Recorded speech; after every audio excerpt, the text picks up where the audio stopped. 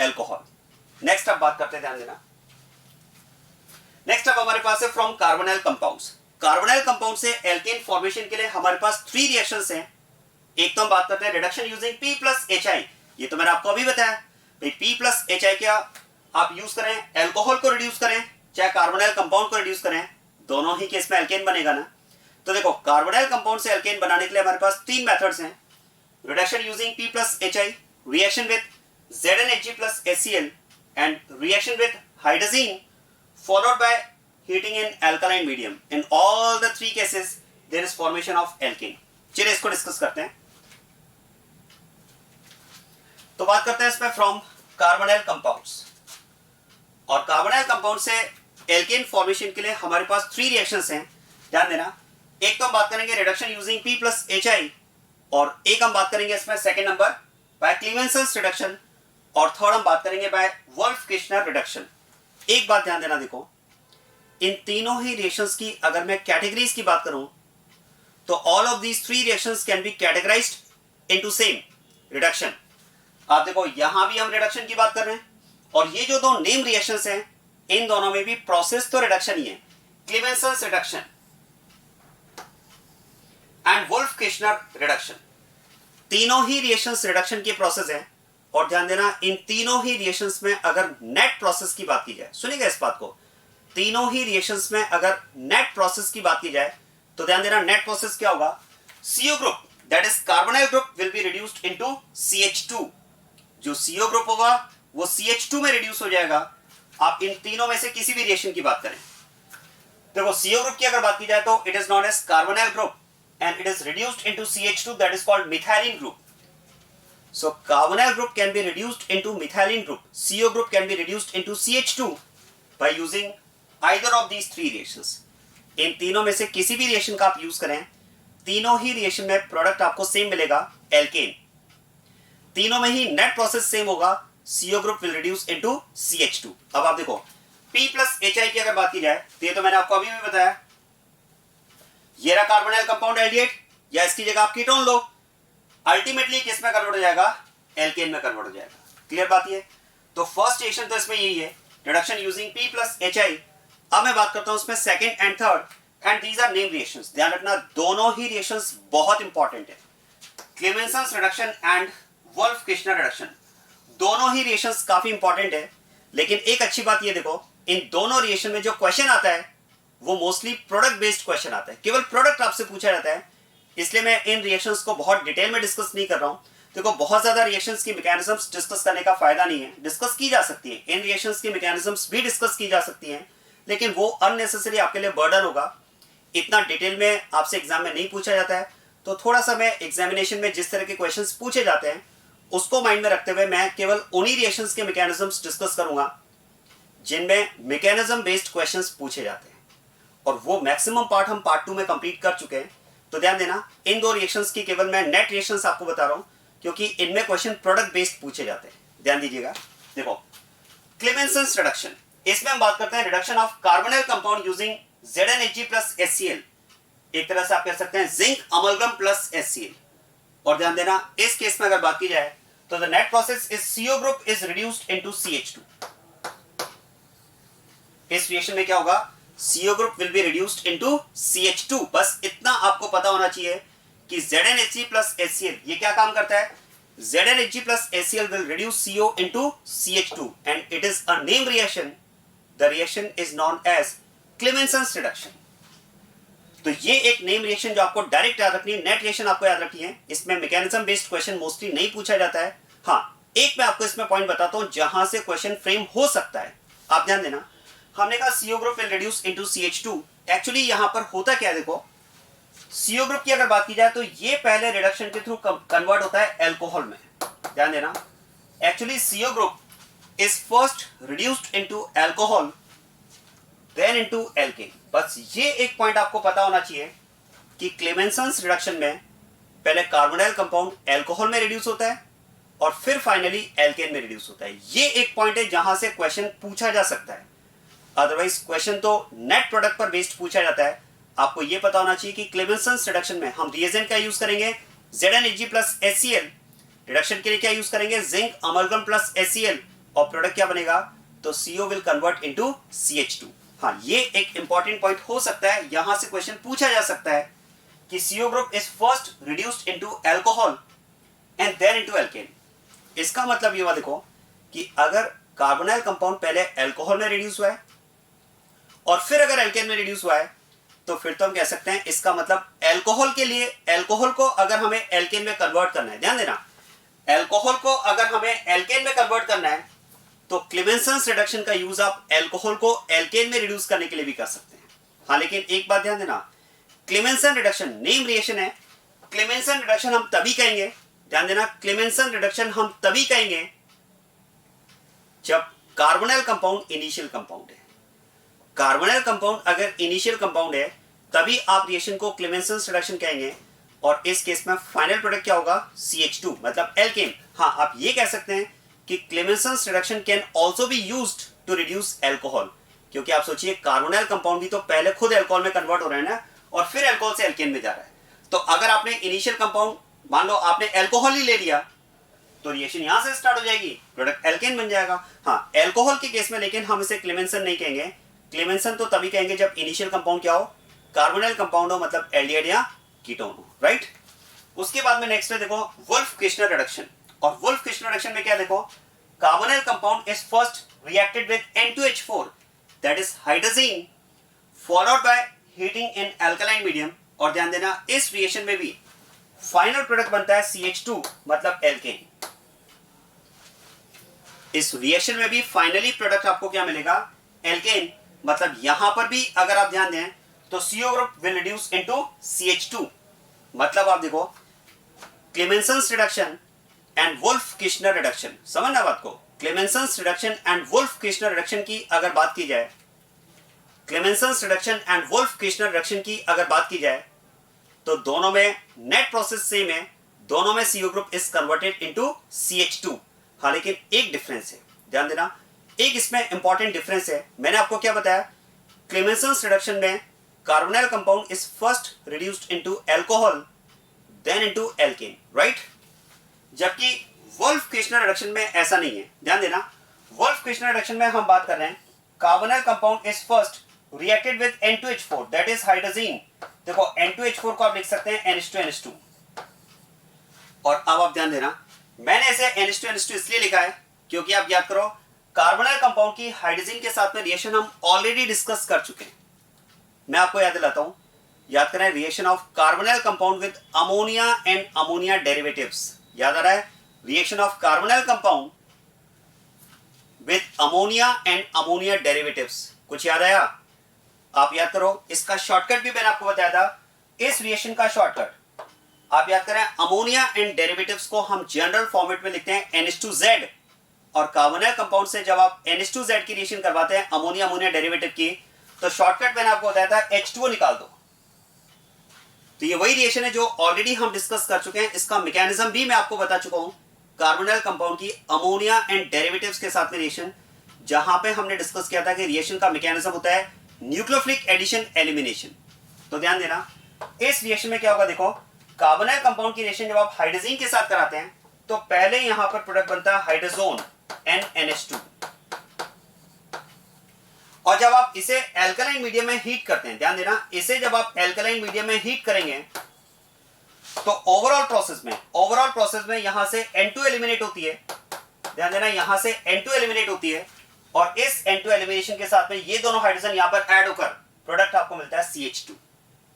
So this is about conversion of CO into CH2 by using wolf-Kirchner reduction. अब दोनों reactions में देखो, दोनों रिएक्शंस का कंपैरिजन मैं आपको बताता हूं, क्योंकि कई बार इनमें comparison based question, comparative question बन जाता है, दोनों का कंपैरिजन पर बेस्ड क्वेश्चन बन जाता है। दोनों रिएक्शंस में कंपैरिजन में दो पॉइंट हैं, एक तो सिमिलैरिटी और एक डिफरेंस। सिमिलैरिटी क्या है, in both the reactions CO group is converted into CH2। ये तो दोनों रिएक्शंस की सिमिलैरिटी है, लेकिन दोनों में डिफरेंस क्या है, दोनों रिएक्शंस के रास्ते अलग अलग है। देखो, दोनों रिएक्शंस का फाइनल डेस्टिनेशन सेम है, एल्केन, लेकिन दोनों रिएक्शंस का अगर मैं बात करूं मिडवे, थोड़ा सा इसको ऐसे समझ लो, आपने एक जगह से चलना स्टार्ट किया तो एक मिडवे और फाइनल डेस्टिनेशन, तो मैं कह सकता हूं दोनों रिएक्शंस का फाइनल डेस्टिनेशन तो सेम है, एल्केन, दोनों में CH2 बना, लेकिन दोनों का मिडवे अलग अलग है। देखो क्लेमेंसन्स रिडक्शन का मिडवे एल्कोहल है, ध्यान देना। क्लेमेंसन्स रिडक्शन में अगर आप देखेंगे तो पहले एल्कोहल बना और फिर एल्केन बना, मतलब क्लेमेंसन्स रिडक्शन का जो रास्ता है वो एल्कोहल से होकर जाता है, लेकिन वुल्फ किर्चनर रिडक्शन का रास्ता एल्कोहल से होकर नहीं जाता है। इसका रास्ता किससे होकर जाता है? हाइड्रोजोन। इसका रास्ता किससे होकर जाएगा? हाइड्रोजोन से होकर जाएगा। तो दोनों के फाइनल डेस्टिनेशन सेम है रिएक्शंस के, लेकिन दोनों के मिडवे अलग अलग हैं। एक में एल्कोहल आ रहा है और एक में हाइड्रोजन आ रहा है। और इसी पर एक इंपॉर्टेंट डिफरेंस हम ये दे सकते हैं। इसका मतलब ये हुआ कि Clemmensen's reduction can also be used to reduce alcohol into alkane, while Wolff-Kishner reaction cannot be used to reduce alcohol into alkane। ये इन दोनों में एक बहुत ही इंपॉर्टेंट डिफरेंस है कि क्लेमेंसन्स रिडक्शन का यूज आप एल्कोहल को एल्केन में रिड्यूस करने के लिए भी कर सकते हैं, बन रहा है एल्कोहल से एल्केन, लेकिन Wolff-Kishner रिडक्शन को नहीं, ये एल्कोहल को एल्केन में रिड्यूस नहीं कर पाएगा। ये यहां पर एक इंपॉर्टेंट पॉइंट है और इसका मैं क्वेश्चन बताता हूं आपको, जो इसका बहुत कॉमन क्वेश्चन है, अपने मॉड्यूल में भी ऐसा क्वेश्चन मिल जाएगा। एक कॉमन क्वेश्चन मैं आपको बताता हूं जो इन दोनों रिएक्शन में डिफरेंस के बेसिस पर बनता है, आप ध्यान देना।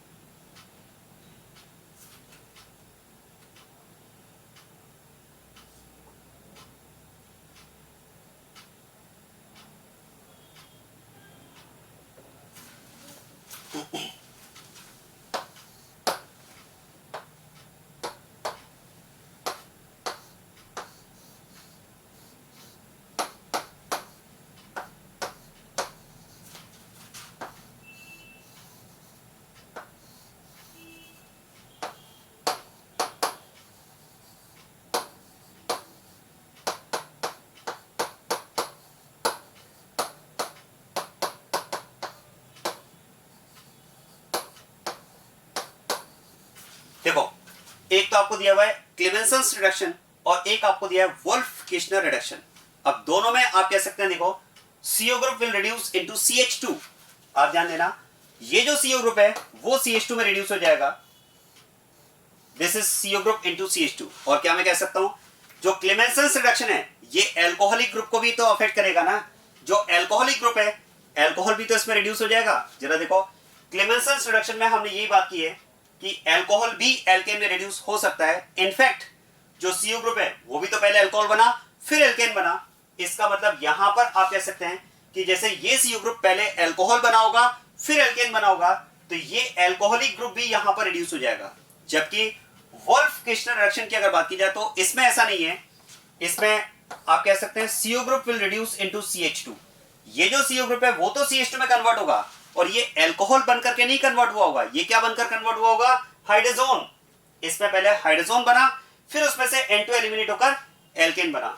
इस केस में अगर बात की जाए तो यहां पर आप कह सकते हैं this alcoholic group remains unaffected. ये एल्कोहलिक ग्रुप यहां पर अनअफेक्टेड रहेगा। ये क्लेमेंसन्स रिडक्शन और वुल्फ-किर्चनर रिडक्शन में इंपॉर्टेंट डिफरेंस है जो आपको याद रखना है। इसका मतलब ये हुआ कि अगर मुझे एल्कोहलिक ग्रुप को भी रिड्यूस करना है तो मैं क्लेमेंसन्स रिडक्शन का यूज करना चाहूंगा, और अगर मुझे एल्कोहलिक ग्रुप को अनअफेक्टेड रखना है तो मैं वुल्फ-किर्चनर रिडक्शन का यूज करना चाहूंगा। क्लियर हो गई बात ये? सो this is about formation of alkene from carbonyl compounds. Carbonyl compound से एल्केन फॉर्मेशन के लिए हमारे पास ओवरऑल 3 मेथड्स हैं। तीनों ही मेथड्स में अगर आप देखेंगे तो एक सिमिलरिटी है। In all the 3 methods CO group is reduced into CH2, मतलब carbonyl group is reduced into methylene group. P plus HI ये मैंने आपको एल्कोहल में ही क्लियर कर दिया है। और ये दोनों नेम रिएक्शंस जो नेट रिएक्शंस आपको याद रखनी है, इनका डिटेल मैकेनिज्म में डिस्कस नहीं कर रहा हूं, जरूरत नहीं है। क्वेश्चन जो आता है वो मोस्टली प्रोडक्ट बेस्ड आता है और एक दोनों रिएक्शन में डिफरेंस पर बेस्ड क्वेश्चन आता है। तो दोनों रिएक्शन में नेट रिएक्शन की अगर बात की जाए तो क्लेमेंसन्स रिडक्शन में carbonyl compound is reduced into alkane by using zinc amalgam plus HCl, ZnHg plus HCl, और ये एल्कोहल के थ्रू रिड्यूस होगा, पहले एल्कोहल फिर एल्केन। जबकि वुल्फ-किर्चनर रिएक्शन में carbonyl compound is first reacted with hydrazine, formation of hydrazone. और ये तो मैं आपको पहले पार्ट 2 में कार्बोनाइल कंपाउंड की रिएक्शन अमोनिया एंड डेरिवेटिव्स के साथ करवा भी चुका हूं, वहां पर हम इसका डिटेल मैकेनिज्म डिस्कस कर चुके हैं। तो ये हाइड्रोजन बना, और जब आप हाइड्रोजन को एल्कलाइन मीडियम में हीट करोगे तो N2 एलिमिनेट होकर इसमें भी बन जाएगा CH2। और इंपॉर्टेंट डिफरेंस मैंने आपको बताया, यहां पर एल्कोहल को भी आप एल्केन में रिड्यूस कर सकते हैं, लेकिन इसमें एल्कोहल विल रिमेन अनअफेक्टेड, जो मैंने आपको यहां पर इस क्वेश्चन में एक्सप्लेन किया, right. So this is about formation of alkene from carbonyl compounds.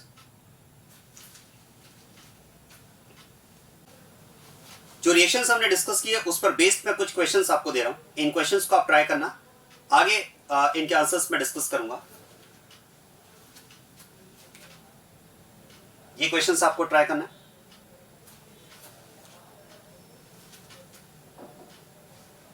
और ये क्वेश्चंस आपको ट्राई करना है, इनके आंसर्स मैं आगे डिस्कस करूंगा। चलिए नेक्स्ट मेथड स्टार्ट करते हैं। इसमें हम बात कर रहे हैं प्रिपरेशन ऑफ एल्केन्स, और इसमें अब नेक्स्ट रिएक्शन हम स्टार्ट कर रहे हैं from carboxylic acids. Carbonyl compound से एल्केन फॉर्मेशन की 3 रिएक्शंस जो थी वो हम कंप्लीट कर चुके हैं। तो बात करते हैं फ्रॉम कार्बोक्सिलिक एसिड्स। और देखो, कार्बोक्सिलिक एसिड से एल्केन फॉर्मेशन के लिए हमारे पास 3 मेथड्स हैं। एक तो हम बात करते हैं इसमें रिडक्शन यूजिंग P+HI। P+HI के थ्रू रिडक्शन में एल्केन फॉर्मेशन होता है। ये मैंने आपको एल्कोहल के साथ में एक्सप्लेन कर दिया था। आप चाहे कार्बोक्सिलिक एसिड लें, कार्बोनाइल कंपाउंड्स लें, मतलब एल्डिहाइड कीटोन, एल्कोहल लें, ईथर लें, एल्काइल आयोडाइड लें या एनहाइड्राइड लें, सभी का अगर आप रिडक्शन P+HI के थ्रू करते हैं तो प्रोडक्ट हमें एल्केन मिलता है। मैंने आपको यही कहा, P+HI अगर आपको रिएजेंट गिवन है रिएक्शन में, तो think about alkane as product. तो ये रिएक्शन तो ऑलरेडी हम कंप्लीट कर चुके हैं। सेकंड मेथड है इसमें बाय कॉल्वेज इलेक्ट्रोलाइसिस। याद करें, ये हमने पार्ट 2 में डिस्कस कर लिया है। कॉल्वेज इलेक्ट्रोलाइसिस रिएक्शन हम ऑलरेडी पार्ट 2 में कंप्लीट कर चुके हैं। तो अब इसमें केवल एक लास्ट रिएक्शन बचती है, and that is by सोडालाइम decarboxylation. Very important reaction, आप ध्यान देना। सोडालाइम डीकार्बोक्सिलेशन एक इंपॉर्टेंट रिएक्शन है जिसका यूज हम करते हैं एल्केन फॉर्मेशन के लिए फ्रॉम कार्बोक्सिलिक एसिड्स। क्या रिएक्शन है, क्या इसका मैकेनिज्म है, किस तरह के क्वेश्चंस इसमें फ्रेम होते हैं, वो मैं आपको एक्सप्लेन करता हूं, आप ध्यान देना। देखो, हम बात कर रहे हैं सोडालाइम decarboxylation. It is actually decarboxylation in presence of सोडालाइम। हम कार्बोक्सिलिक एसिड का क्या करेंगे, डीकार्बोक्सिलेशन करेंगे। डीकार्बोक्सिलेशन का मतलब समझ में आ रहा है? देखो, डीकार्बोक्सिलेशन का मतलब है -CO2। डीकार्बोक्सिलेशन का मतलब है -CO2, और ये किसकी प्रेजेंस में होगा, इन प्रेजेंस ऑफ सोडालाइम। और इसके लिए हमें क्या करना है, देखो, carboxylic acid is heated in presence of सोडालाइम। हम सोडालाइम की प्रेजेंस में कार्बोक्सिलिक एसिड को हीट करते हैं। ध्यान देना, देखो, सोडालाइम की अगर बात की जाए तो mixture of sodium hydroxide and calcium oxide is known as सोडालाइम।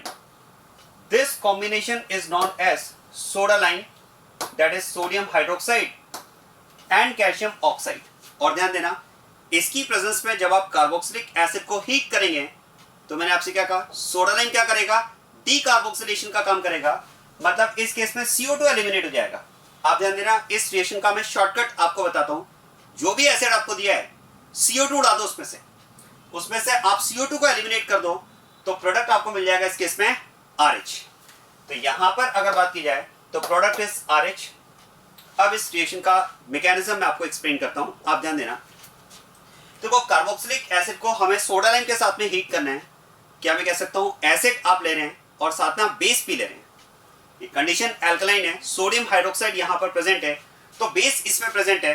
अब होगा क्या, देखो, अगर आप एसिड ले रहे हैं और साथ में कंडीशन एल्कलाइन ले रहे हैं, तो सबसे पहले तो फिर यहां पर क्या होगा, एसिड बेस रिएक्शन। तो आप ध्यान देना, इस केस में सबसे पहले सोडियम हाइड्रोक्साइड के साथ में एसिड बेस होगा, और OH- एज अ बेस इस एसिड से प्रोटॉन एब्स्ट्रैक्ट करेगा, और ये OH- जब यहां से H+ एब्स्ट्रैक्ट करेगा तो ये तो जाएगा -H2O, और यहां पर बनेगा सॉल्ट ऑफ एसिड।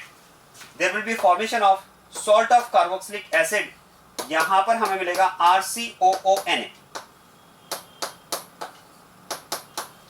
तो सबसे पहले तो यहां पर एसिड बेस हुआ, और एसिड बेस के थ्रू यहां पर हमें मिलेगा sodium salt of carboxylic acid. अब आप ध्यान देना, रिएक्शन में हम टेम्परेचर ले रहे हैं। देखो, टेम्परेचर यहां पर रिएक्शन में एक इंपॉर्टेंट रोल प्ले करेगा। क्या रोल ये प्ले करेगा, आप ध्यान देना। देखो, यहां पर जो हमें सॉल्ट मिला, इस सॉल्ट में क्या होगा, ध्यान देना, इस सॉल्ट में हम बात करते हैं क्लोज एंड लीव। आप ध्यान देना, समझना इस बात को। मैं यहां पर बात कर रहा हूं कि जैसे ही इस सॉल्ट का फॉर्मेशन होगा, ये क्लोज और आर ग्रुप यहां से लीव कर जाएगा। याद करो, जैसे एसिनी रिएक्शन में मैंने आपको बताया था attack, open, close and leave. तो यहां पर मैं बात करना चाह रहा हूं कि ये आर ग्रुप यहां से लीव करेगा। और ध्यान देना, आर ग्रुप अगर यहां से लीव करता है तो कार्बन इसे जाने भी देगा, और ये इसलिए जाने देगा क्योंकि कार्बन अपना लॉस बैलेंस करेगा इस O नेगेटिव से। तो यहां पर आर ग्रुप लीव किया, कार्बन ने इसे जाने दिया क्योंकि कार्बन ने अपना लॉस कहां से बैलेंस किया, O नेगेटिव से। तो यहां पर ये क्लोज और लीव करने के साथ में CO2 इसमें एलिमिनेट हो जाएगा, और इस CO2 एलिमिनेशन के साथ में देखो ये बना R नेगेटिव, क्योंकि जो R ग्रुप लीव करेगा वो इलेक्ट्रॉन्स के साथ में लीव करेगा तो बनेगा R नेगेटिव, और ये R नेगेटिव इस Na+ के साथ में कंबाइन होकर Na+ के साथ में एसोसिएट होकर यहां पर फॉर्मेशन करेगा RNA का। और RNA की अगर बात की जाए तो it is an organometallic compound. तो ध्यान देना, कार्बोक्सिलिक एसिड सबसे पहले एसिड बेस रिएक्शन में पार्टिसिपेट करेगा, एसिड बेस रिएक्शन में पार्टिसिपेट करके यहां पर बनेगा सॉल्ट ऑफ एसिड, और इस सॉल्ट में क्या होगा, यहां पर CO2 एलिमिनेट होकर फॉर्मेशन होगा RNA का, that is an organometallic compound. अब एक बात ध्यान देना, यहां पर देखो मैंने आपसे कहा कि इस रिएक्शन में टेम्परेचर का इंपॉर्टेंट रोल है। क्या रोल है वो मैं आपको एक्सप्लेन कर रहा हूं। देखो हमने यहां पर कहा कि आर ग्रुप यहां से लीव करेगा, और अगर ये आर ग्रुप लीव किया तो कार्बन अपना लॉस बैलेंस करेगा ऑक्सीजन से। मतलब मैंने आपको कहा कि ये क्लोज और ये लीव। तो एक पॉइंट यहां पर ये माइंड में आता है कि आर ग्रुप क्यों लीव करेगा। आर ग्रुप में तो लीविंग टेंडेंसी नहीं होती है, या आप ये कह सकते हैं कि R group is very bad leaving group, क्योंकि लीविंग टेंडेंसी डिपेंड करती है बेस स्ट्रेंथ पर। जितना वीक बेस होगा उतना बेटर लीविंग ग्रुप होगा। अब R अगर R- के फॉर्म में लीव कर रहा है तो मैं कह सकता हूं R- is very strong base, क्योंकि R- is conjugate base of RH। R- का अगर मैं एसिड बनाऊं, कॉन्जुगेट एसिड बनाऊं तो H+ ऐड करूंगा, तो R- is conjugate base of RH, और RH एक हाइड्रोकार्बन है। और क्या मैं कह सकता हूं, hydrocarbon is very weak acid, तो उसका कॉन्जुगेट बेस R- एक स्ट्रॉन्ग बेस होगा, और R- अगर एक स्ट्रॉन्ग बेस होगा तो आप कह सकते हैं it will be a very bad living group. तो क्वेश्चन फिर ये लीव क्यों कर रहा है। यहीं पर मैंने आपसे क्या कहा कि रिएक्शन में टेम्परेचर का इंपॉर्टेंट रोल है। एक्चुअली यहां पर आर ग्रुप अगर लीव किया है तो आप ऐसा समझ लें इस आर ग्रुप को हमने फोर्सली यहां पर लीव करवाया है। ये टेम्परेचर कंडीशन में ही फिजिबल है। अदरवाइज अगर हम बात करें कि इस सॉल्ट ऑफ एसिड में आर ग्रुप अपने आप लीव कर जाएगा तो ये अपने आप लीव नहीं करेगा। यहां पर अगर आर ग्रुप लीव किया है, ये सॉल्ट अगर यहां पर डिकम्पोज हुआ है तो that is in temperature condition. तो यहां पर रिएक्शन में टेम्परेचर का इंपॉर्टेंट रोल है, जहां पर हम टेम्परेचर की हेल्प से यहां पर इस सॉल्ट को आयोनाइज कर रहे हैं और आर ग्रुप यहां से लीव कर रहा है। अदरवाइज हम कह सकते हैं कि R group is not a living group, या कह सकते हैं बेटर ये कहना होगा कि R group is very bad living group. तो आर ग्रुप अगर यहां पर लीव किया तो वो इटसेल्फ लीव नहीं किया है, that is with the help of temperature. आ रहा है समझ में। तो इस सॉल्ट में अगर आयोनाइजेशन हुआ है तो वो टेम्परेचर की हेल्प से, तो टेम्परेचर कंडीशन में ये यहां पर आयोनाइज होगा, आर ग्रुप धीरे धीरे यहां से लीव कर जाएगा, क्योंकि आर ग्रुप एक अच्छा लिविंग ग्रुप नहीं है तो प्रोसेस स्लो रहेगा, और ये इटसेल्फ भी नहीं है, it is with the help of temperature. आ रही बात समझ में। और अब आप ध्यान देना, देखो ये R- Na+ के साथ में कंबाइन हुआ तो यहां पर फॉर्मेशन हो जाएगा RNA। और ये एक जनरल पॉइंट आप माइंड में भी रख सकते हैं कि अगर आप सॉल्ट को हीट करेंगे, तो उसमें से CO2 एलिमिनेट हो जाएगी। सॉल्ट को अगर आप हीट करेंगे तो उसमें से CO2 एलिमिनेट हो जाएगी। यहां पर ये हुआ है, इस सॉल्ट को हमने हीट किया तो CO2 इसमें से एलिमिनेट हुई और यहां पर बना RNA। और अब आप ध्यान देना, अगर रिएक्शन में RNA बनाए तो RNA इज ऑर्गेनोमेटेलिक कंपाउंड, और क्या मैं कह सकता हूं ऑर्गेनोमेटेलिक कंपाउंड्स का रिएक्टिव पार्ट क्या होता है, R पार्ट। और ये किस फॉर्म में रिएक्ट करेगा, R- के फॉर्म में, क्योंकि अगर RNA की अगर बात की जाए तो it is combination of R- and Na+। तो याद करें RMGX की रिएक्शंस पे मैंने डिस्कस किए हैं, RMGX is also an organometallic compound. और याद करें हमने डिस्कस किया है कि ऑर्गेनोमेटेलिक कंपाउंड का रिएक्टिव पार्ट होता है R पार्ट, और R पार्ट किस फॉर्म में रिएक्ट करता है, R- के फॉर्म में। और R- के फॉर्म में अगर रिएक्ट करेगा तो या तो वो एज अ बेस रिएक्ट करेगा या फिर वो एज ए न्यूक्लियोफाइल रिएक्ट करेगा। याद करें ग्रिग्नार्ड्स रिएक्शन में मैंने आपको बताया ऑर्गेनोमेटेलिक कंपाउंड्स की रिएक्शन दो तरह की होती है, आइदर एसिड बेस और न्यूक्लियोफिलिक रिएक्शन। अब पहले हम क्या चेक करेंगे, पहले एसिड बेस चेक करेंगे। और organometallic compound acid base reaction कब शो करेगा, जब वो ऐसे कंपाउंड के कांटेक्ट में आए जिसमें एक्टिव हाइड्रोजन प्रेजेंट हो। और याद करो एक्टिव या एसिडिक हाइड्रोजन हमने ऑर्गेनोमेट्रिक कंपाउंड के लिए उन हाइड्रोजन्स को कंसीडर किया है जो ऑक्सीजन, नाइट्रोजन, हेलोजन, सल्फर या sp कार्बन से बॉन्डेड हो। क्या मेरा पॉइंट समझ में आ रहा है? तो यहां पर अगर बात की जाए तो इस केस में देखो जो ऑर्गेनोमेट्रिक कंपाउंड बना है यहां पर, क्या मैं कह सकता हूं रिएक्शन मिक्सचर में और क्या प्रेजेंट है? एसिड। भाई और तो एसिड प्रेजेंट है, तो फिर तो हम कह सकते हैं कि जैसे ही ये ऑर्गेनोमेट्रिक कंपाउंड एसिड के कांटेक्ट में आएगा यहां पर रिएक्शन होगी एसिड बेस। अब एक बात समझना, क्या मैं कह सकता हूं कार्बोक्सिलिक एसिड तो वो कंपाउंड है जो न्यूक्लियोफिलिक रिएक्शन भी देता है। याद करो acid and acid derivatives show SNA reaction. तो यहां पर हम बात कर सकते हैं कि इस R- के सामने दो ऑप्शन है, या तो ये इस एसिड के एक्टिव हाइड्रोजन के साथ में एसिड बेस करें या फिर ये इस एसिड के साथ में SNA रिएक्शन करें, न्यूक्लियोफिलिक रिएक्शन। अगर यहां पर दोनों पॉसिबिलिटीज हैं तो बताओ प्रेफर क्या होगा? प्रेफर होगा एसिड बेस। मतलब यहां पर ये R- एज अ बेस इस एक्टिव हाइड्रोजन से एसिडिक हाइड्रोजन से रिएक्ट कर जाएगा। और ध्यान देना ये R- जब एज अ बेस इस एक्टिव हाइड्रोजन से रिएक्ट करेगा तो यहां पर बनेगा RH। यही तो मैं RH फॉर्मेशन की बात कर रहा हूं यहां पर। तो इस तरह से रिएक्शन में RH का फॉर्मेशन होगा और साथ में क्या बनेगा? RCOO Na, मतलब अगेन सॉल्ट ऑफ एसिड। ये RCOO- के साथ में एसोसिएट होकर RCOO बनेगा और वो RCOO क्या होगा? रिएक्शन में रिसाइकल हो जाएगा, उसमें से फिर CO2 एलिमिनेट होगा, फिर RNA बनेगा और वो फिर नेक्स्ट RCOOH एसिड के साथ में फिर एसिड बेस करके RH का फॉर्मेशन करेगा। इस तरह से यहां पर रिएक्शन में एल्केन फॉर्मेशन होगा। मैं फिर से रिपीट करता हूं प्रोसेस, एक बार फिर से आप समझ लें, ध्यान देना।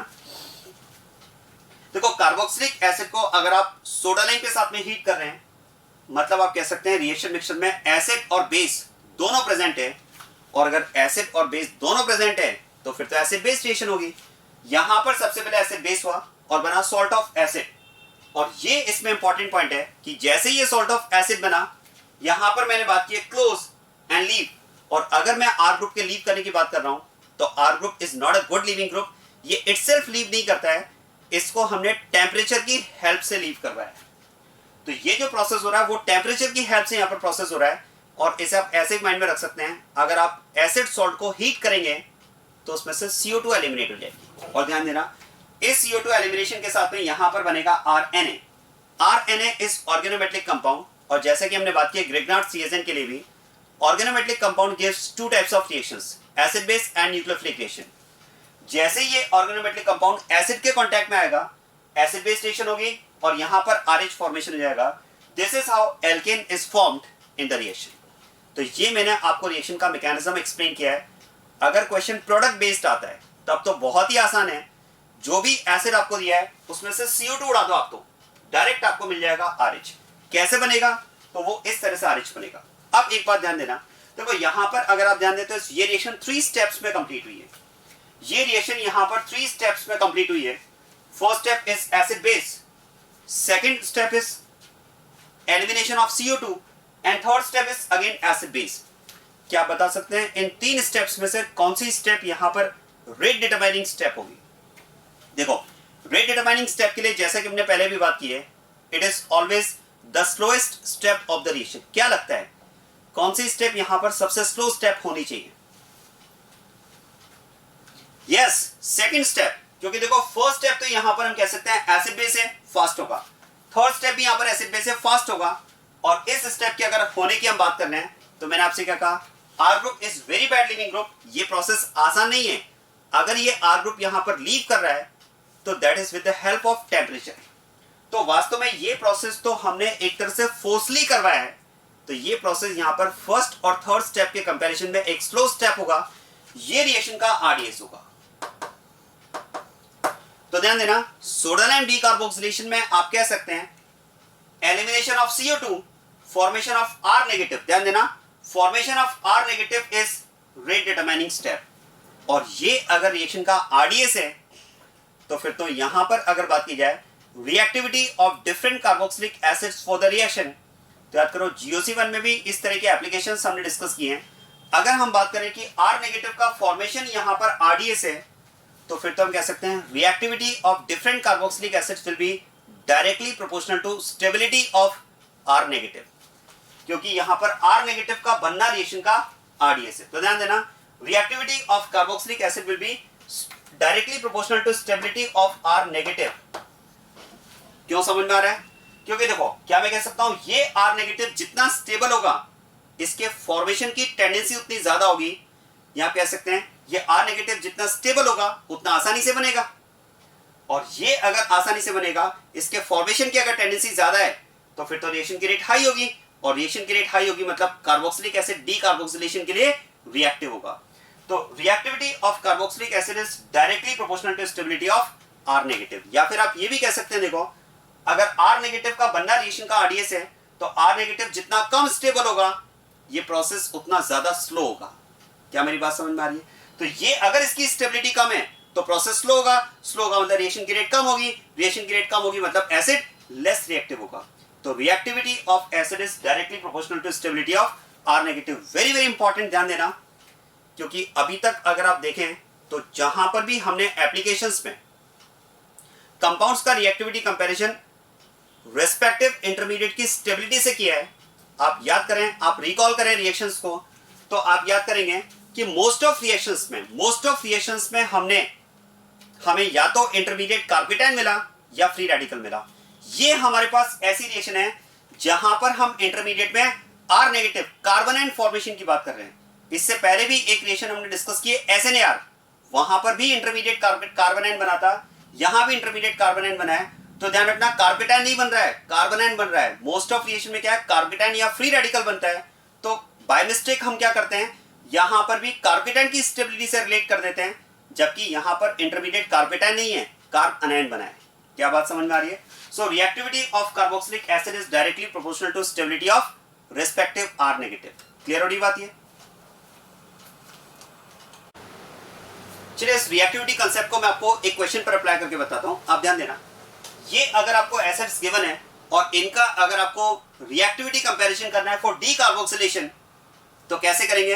देखो मैंने आपको बताया reactivity is directly proportional to stability of R negative because formation of R negative is RDS। तो बस आपको करना क्या है, जो भी एसिड्स आपको दिए हुए हैं उनके करस्पॉन्डिंग आप R नेगेटिव कार्बोनाइन बनाओ। ध्यान देना, कार्बोनाइन बनाना है, कार्बेटाइन नहीं बनाना है, गलती नहीं करना। तो देखो इनके करस्पॉन्डिंग अगर कार्बोनाइन बनाए जाएं तो ये R नेगेटिव हमें मिलेंगे, और बस अब करना क्या है, इन R नेगेटिव का हमें स्टेबिलिटी कंपैरिजन करना है। ठीक है, और स्टेबिलिटी कंपैरिजन में आप ध्यान देना, इन R नेगेटिव का अगर आप स्टेबिलिटी कंपैरिजन करते हैं तो ये सबसे ज्यादा स्टेबल होगा, क्योंकि आगे आप देखो एल्काइल ग्रुप के इंक्रीज होने के साथ साथ प्लस आई इफेक्ट इंक्रीज होगा, और प्लस आई कार्बोनाइन को डिस्टेबलाइज करता है। अरे प्लस आई तो माइनस के लिए खराब होता है ना, तो ये कार्बोनाइन सबसे ज्यादा स्टेबल होगा, और जिस एसिड का कार्बोनाइन सबसे ज्यादा स्टेबल होगा वो कार्बोक्सिलिक एसिड सबसे ज्यादा रिएक्टिव होगा। क्योंकि आप सोचिए ये R नेगेटिव यहां पर सबसे आसानी से बनेगा, क्योंकि R नेगेटिव सबसे ज्यादा स्टेबल है, जितना स्टेबल अनायन होगा उसका बनना उतना आसान होगा। तो ये इन कार्बोक्सिलिक एसिड्स का रिएक्टिविटी ऑर्डर होगा फॉर डीकार्बोक्सिलेशन। आया समझ में? सो this is about सोडालाइम decarboxylation of acids.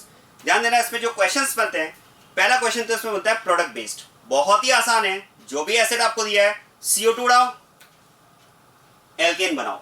Second question reactivity पर बेस्ड, और उसके लिए मैंने आपसे कहा it is based on stability of respective R negative, right? एक पॉइंट ध्यान देना, इस रिएक्शन में अगर आप देखेंगे तो यहां पर हमने कहा acid is heated with soda lime. अब आप देखो इसमें सोडियम हाइड्रोक्साइड का रोल तो आपको इस मैकेनिज्म में समझ में आ रहा है। क्वेश्चन है हमने यहां पर कैल्शियम ऑक्साइड क्यों लिया है? कैल्शियम ऑक्साइड भी तो साथ में मिक्स किया है ना। देखो कैल्शियम ऑक्साइड के यहां पर दो फंक्शन होंगे, एक तो क्या मैं कह सकता हूं, sodium hydroxide is hygroscopic in nature. Sodium hydroxide की अगर बात की जाए तो ये हाइग्रोस्कोपिक नेचर शो करता है, मॉइस्चर को एब्जॉर्ब करने की टेंडेंसी होती है। तो ध्यान देना, to keep sodium hydroxide dry calcium oxide is also used in the reaction. Calcium oxide का एक पर्पस तो यहां पर क्या होगा, सोडियम हाइड्रोक्साइड को ड्राई रखना है ताकि उसका कार्बोक्सिलिक एसिड के साथ में फ्यूजन आसानी से हो। कार्बोक्सिलिक एसिड के साथ में सोडियम हाइड्रोक्साइड का फ्यूजन आसानी से हो, इसको ड्राई रखने के लिए हम कैल्शियम ऑक्साइड मिक्स करते हैं। और दूसरा आप कह सकते हैं, देखो क्या मैं कह सकता हूं, RDS में R नेगेटिव का बनना, CO2 का एलिमिनेट होना RDS है। इस CO2 को कैल्शियम ऑक्साइड यहां पर एब्जॉर्ब करके कैल्शियम कार्बोनेट बना लेगा। तो जो कार्बन डाइऑक्साइड यहां पर आरडीएस में बन रहा है, इसको रिमूव करने का काम करेगा कैल्शियम ऑक्साइड, रिएक्शन की रेट बढ़ जाएगी। तो ये यहां पर कैल्शियम ऑक्साइड का फंक्शन है जिसका हमने रिएक्शन में यूज किया है। तो ध्यान देना, एक तो मैंने आपको बताया इसमें क्वेश्चन बनता है प्रोडक्ट बेस्ड, सेकंड क्वेश्चन इसमें बनता है कार्बोक्सिलिक एसिड का reactivity comparison for this reaction, और थर्ड अब जो इसमें क्वेश्चन बनता है उसके लिए मैं आपको एक पॉइंट बता रहा हूं, बहुत ही इंपॉर्टेंट पॉइंट है, very very important point for this reaction. आप ध्यान देना, देखो हमने कहा कि कार्बोक्सिलिक एसिड का सोडा लाइम डीकार्बोक्सिलेशन जो है उसके लिए हम बात करते हैं reactivity is based on stability of respective R negative. अब आप ध्यान देना, मैं कार्बोक्सिलिक एसिड की आपको एक वो कैटेगरी बता रहा हूं जिसे आप कह सकते हैं एक स्पेशल कैटेगरी है इस रिएक्शन के लिए, और वो स्पेशल कैटेगरी क्या है ध्यान देना, those carboxylic acids which have multiple bond at beta position. अगर आप इस रिएक्शन के लिए ऐसे कार्बोक्सिलिक एसिड का सिलेक्शन करें जिसमें बीटा पोजीशन पर मल्टीपल बॉन्ड प्रेजेंट है, तो ध्यान देना ऐसे कार्बोक्सिलिक एसिड जिनके बीटा पोजीशन पर मल्टीपल बॉन्ड प्रेजेंट है वो इस रिएक्शन के लिए बहुत ही हाई रिएक्टिविटी शो करते हैं। स्टेटमेंट पर ध्यान देना, those carboxylic acids which have multiple bond at beta position show very high reactivity towards decarboxylation. ध्यान देना ऐसे कार्बोक्सिलिक एसिड जिनके बीटा पोजीशन पर मल्टीपल बॉन्ड प्रेजेंट हो, बीटा पोजीशन पर मल्टीपल बॉन्ड प्रेजेंट हो, क्वेश्चन है कौन सा मल्टीपल बॉन्ड प्रेजेंट हो, डबल बॉन्ड या triple bond, whatever is the type of multiple bond. हमें इसमें इंटरेस्ट नहीं है कि डबल बॉन्ड प्रेजेंट है या ट्रिपल बॉन्ड प्रेजेंट है, हमें इसमें इंटरेस्ट नहीं है कि डबल बॉन्ड या ट्रिपल बॉन्ड कौन से दो एटम्स के बीच में प्रेजेंट है, बस हमारा इंटरेस्ट केवल इतना सा है कि एसिड में हमारे पास बीटा पोजीशन पर मल्टीपल बॉन्ड होना चाहिए।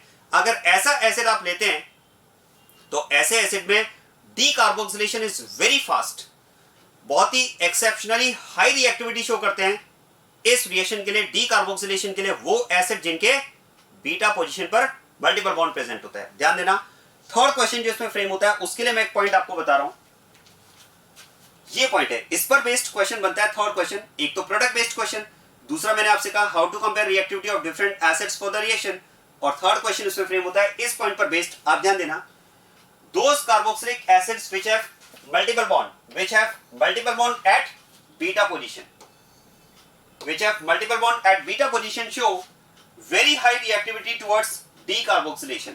और ध्यान देना next point, the process is possible even in absence of soda lime।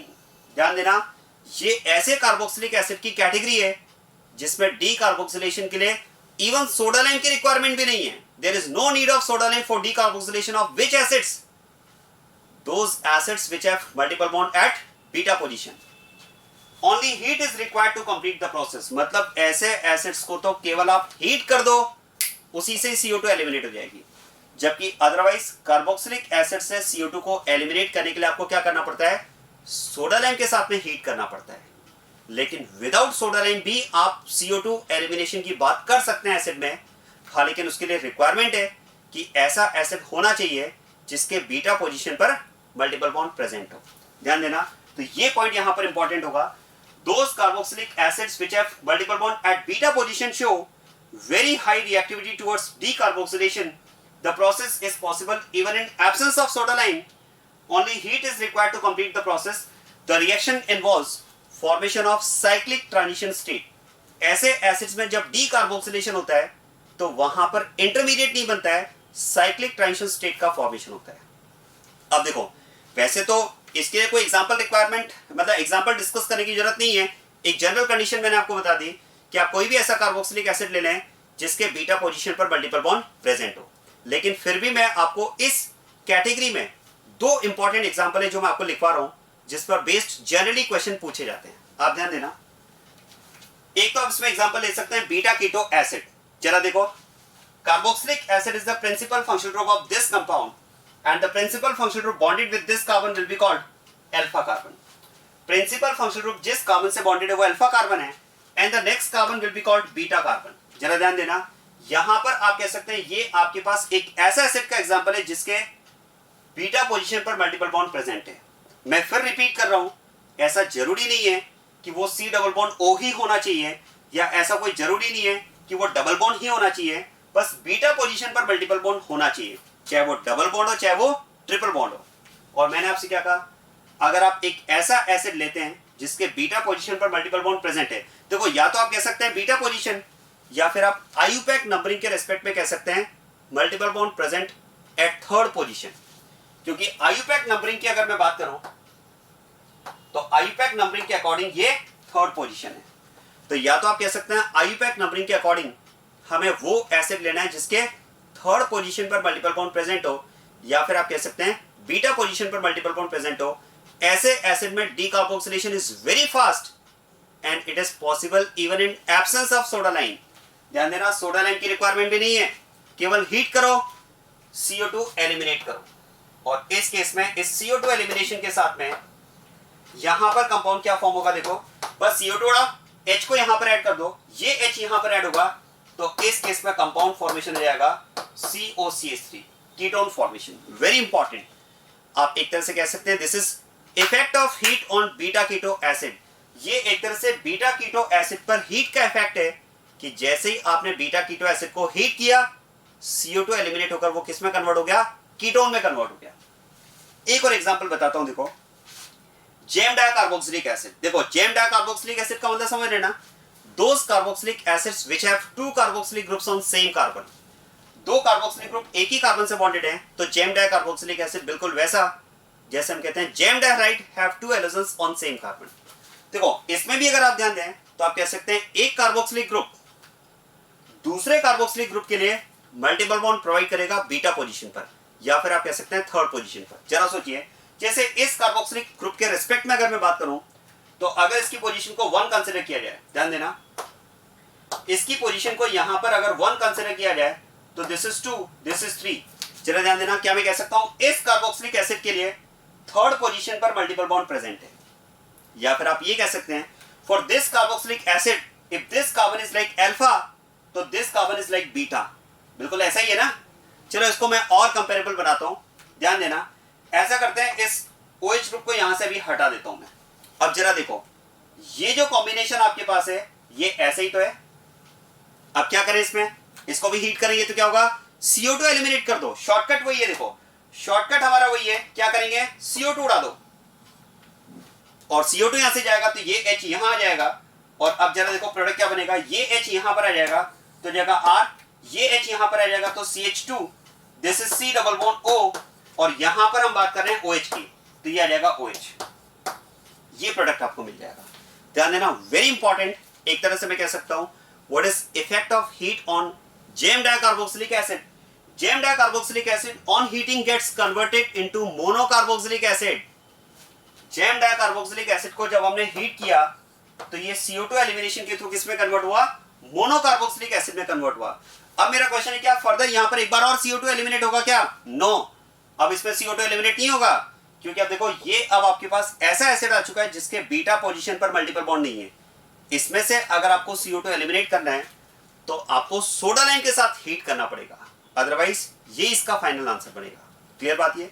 तो वैसे तो एक जनरल पॉइंट है कि जिन कार्बोक्सिलिक एसिड में बीटा पोजीशन पर मल्टीपल बॉन्ड प्रेजेंट होता है उनको हीट करने से ही उसमें CO2 एलिमिनेट हो जाती है। इसके लिए कोई स्पेसिफिक एग्जांपल जरूरत नहीं है डिस्कस करने की, एक जनरल पॉइंट आप कह सकते हैं। लेकिन फिर भी 2 एग्जांपल मैं आपको नोट करवा रहा हूं क्योंकि ये एग्जांपल इंपॉर्टेंट है, इन पर बेस्ड मोस्टली क्वेश्चन पूछे जाते हैं।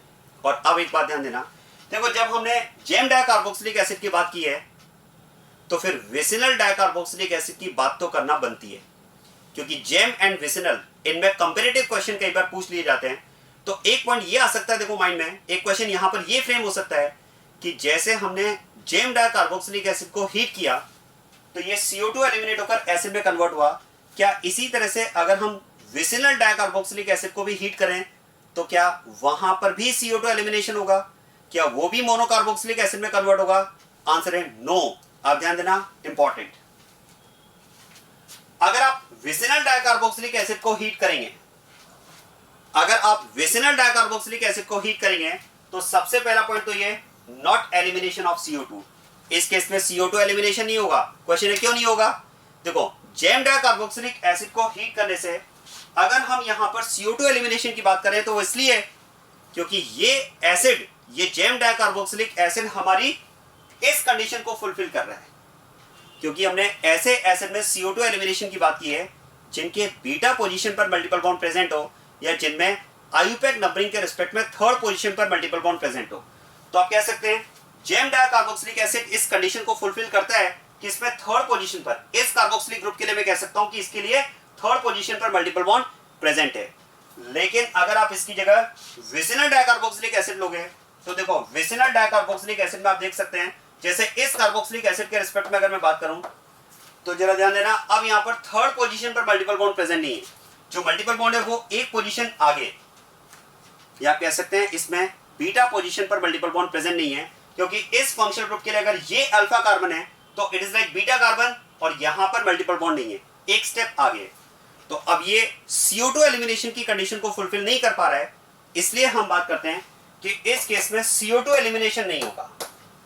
तो क्वेश्चन है फिर क्या होगा, तो ये अब यहां पर एक इंपॉर्टेंट डिफरेंस बनता है जेम और विसिनल डाइकार्बोक्सिलिक एसिड में, कि अगर आप जेम डाइकार्बोक्सिलिक एसिड को हीट करोगे तो उसमें तो CO2 एलिमिनेट होकर वो मोनोकार्बोक्सिलिक एसिड में कन्वर्ट हो जाएगा, लेकिन अगर आपने विसिनल डाइकार्बोक्सिलिक एसिड को हीट किया तो इसमें CO2 एलिमिनेट तो नहीं होगा, लेकिन आप ध्यान देना यहां पर H2O एलिमिनेट हो जाता है। इसमें एक्चुअली क्या होता है, देखो दोनों कार्बोक्सिलिक ग्रुप आपस में रिएक्ट करते हैं, and when two carboxylic groups react with each other, ध्यान देना when two carboxylic groups react with each other water molecule is eliminated. और ध्यान देना इस वाटर मॉलिक्यूल के एलिमिनेशन से यहां पर जो कंपाउंड बनेगा वो कंपाउंड ये बनेगा। और ध्यान दें this compound you can see it is cyclic anhydride.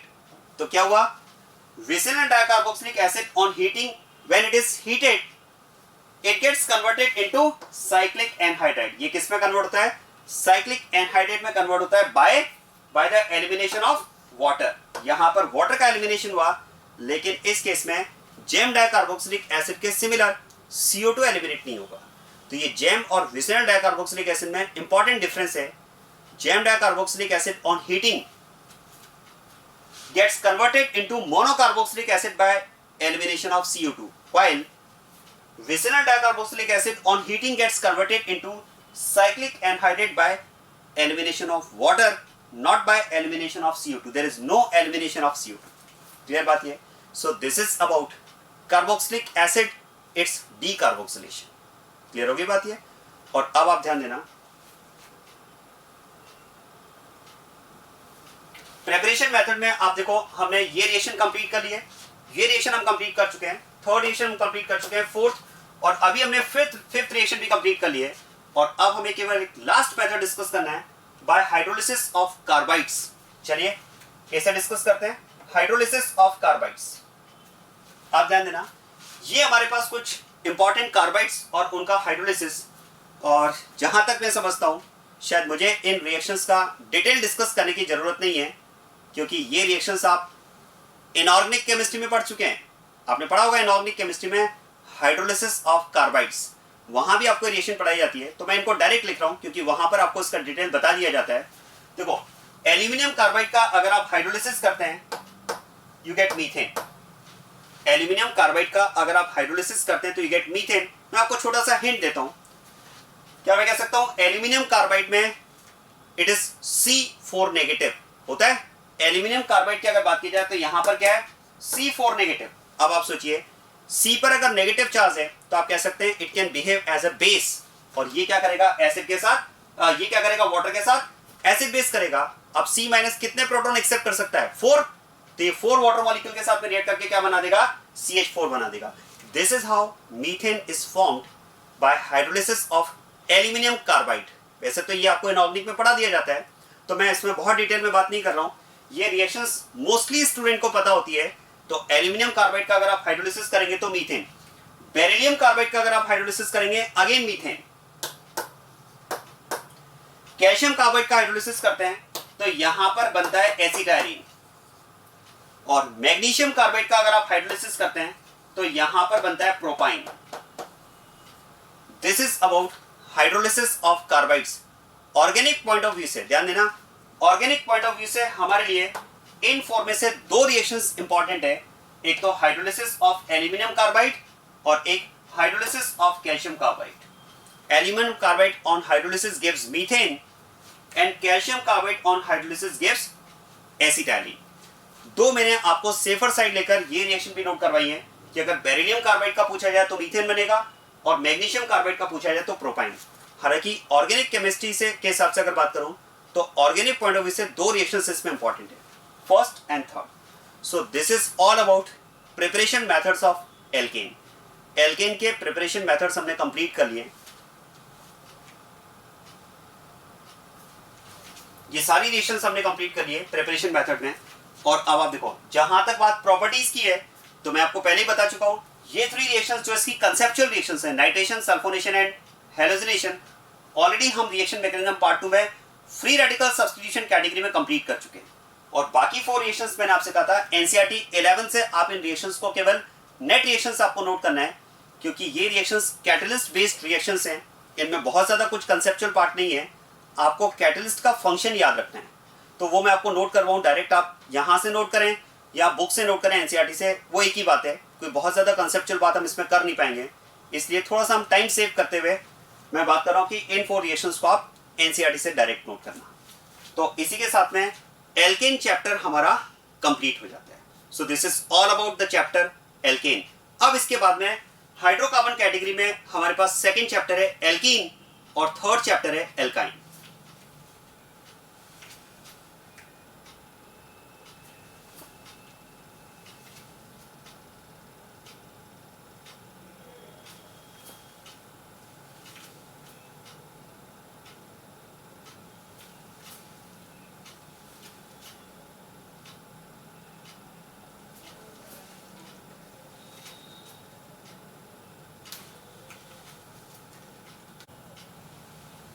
चलिए, इसमें एल्केन चैप्टर जो हमने डिस्कस किया इस पर बेस्ड कुछ क्वेश्चंस मैं आपको दे रहा हूं। इन क्वेश्चंस को आप ट्राई करना, आगे फिर इनके आंसर्स हम डिस्कस करेंगे।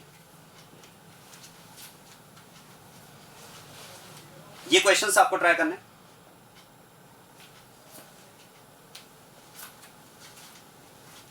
नेक्स्ट,